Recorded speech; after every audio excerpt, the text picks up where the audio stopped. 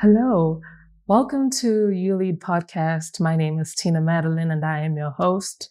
I am so excited to have you here today. Thank you so much for joining us for another episode of this podcast brought to you by Lead to Lead Network. So whether you're listening to us on Spotify, Apple Podcasts, Google Podcasts, or any other platform, or you're watching us on YouTube, thank you so much for pressing play.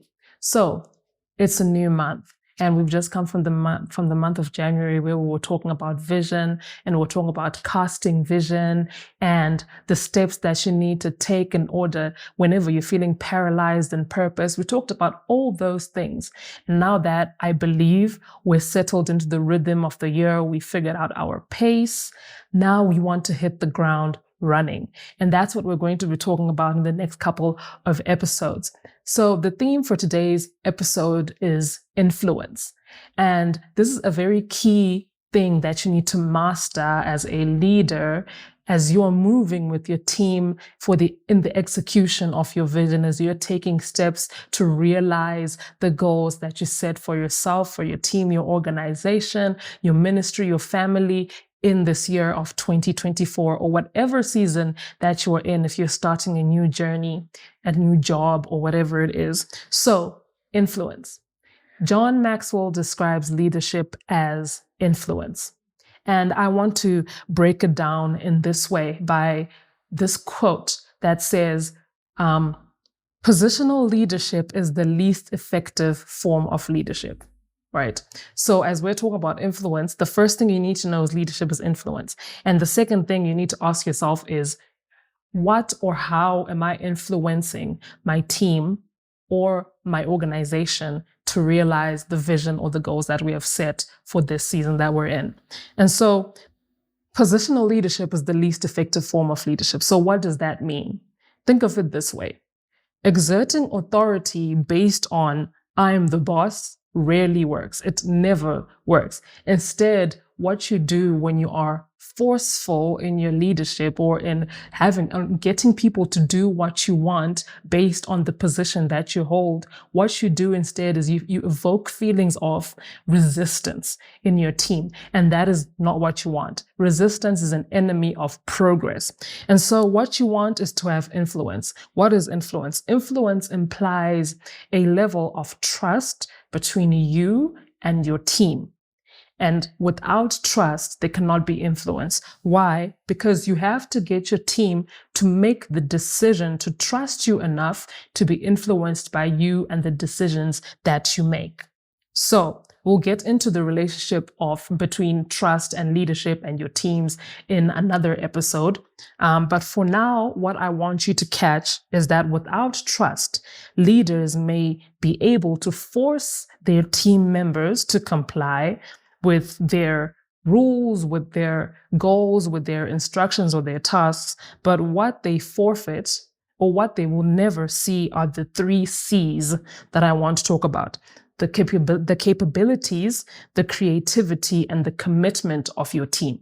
If you do not have influence, but rather have a forceful nature or use positional leadership to influence your team, you will not get their full capabilities. You will not get their full creativity. You will not get their full commitment. Instead, what you get is the bare minimum. Things will get done, but at the least effective level. So leadership is influence, and influence is based on trust. So what you want is to have your team choose to be influenced by you based on their trust in you. This is the way to get maximum results. So we talked about the 3 C's. And now we want to answer the second question, which was, what am I influencing? You need to ask yourself this. Or how am I influencing my team? When you figure out the what, you also figure out the how. So what are you influencing? You want to influence head. Think of the 3 H's, which is head, heart, and hands.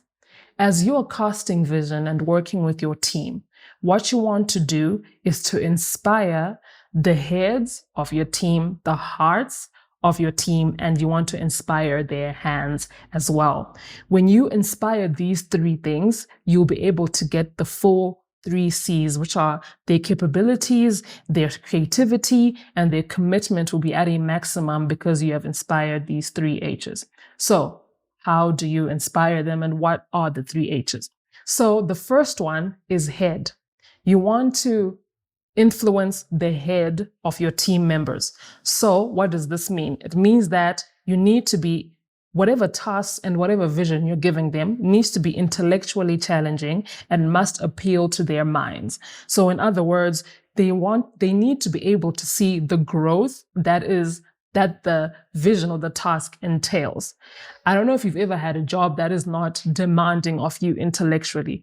After a while, everything becomes very redundant and very boring, and you don't want that for your team because you want them to be able to exert themselves to the maximum, and they're able to do that when they feel challenged intellectually.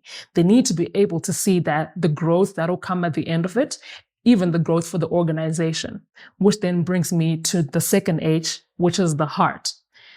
When we're saying the heart, we're talking about the emotions and the feelings of belonging within your team members. Your team members must be able to connect. So when we're talking about the head, we're talking about intellect. When we're talking about the heart, we're talking about connection. There needs to be a connection within your team. They must feel connected to your vision. Organizational goals and personal goals must align. Okay, so for example, when you go to a job interview, they ask you, where do you see yourself in 5 years?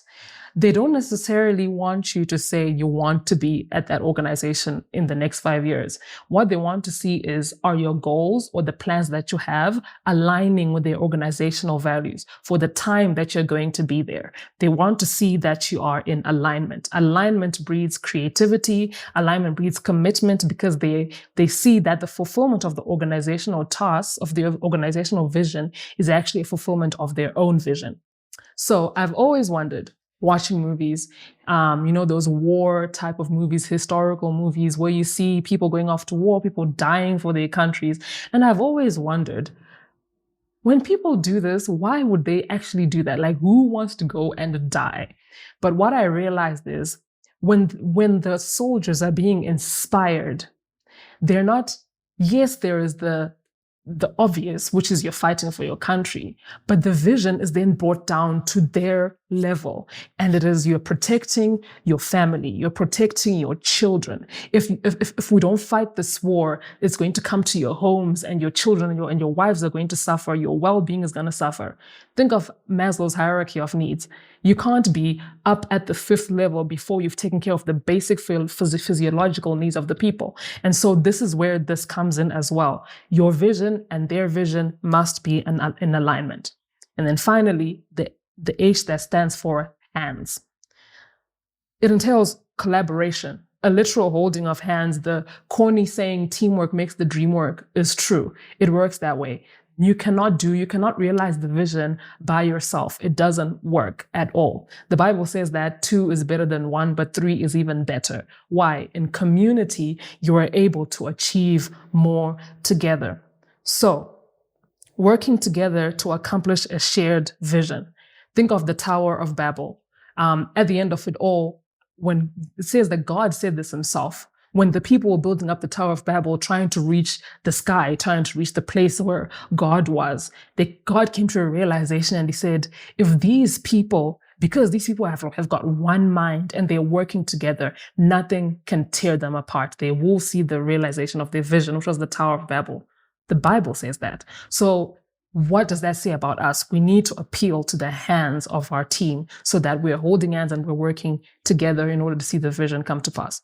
And so this is what we're talking about in this episode. Thank you so much for tuning in. We're just going to go over those points one more time. You need to realize leadership is influence. You must invoke trust in your team members so that you work to the vision together under your influence. And then finally, you're asking yourself, what am I influencing? You're influencing the 3 H's, head, heart, and hands, in order to draw out of your team members their full capabilities, creativity, and commitment. Thank you so much for tuning in. Please follow us on social media, Instagram, Facebook, email us. The email is in the description box, and make sure that you're in touch with us. If you have any feedback, feel free to give it to us. Thank you so much for tuning in. I am Tina Madeline, and this was ULEAD Podcast.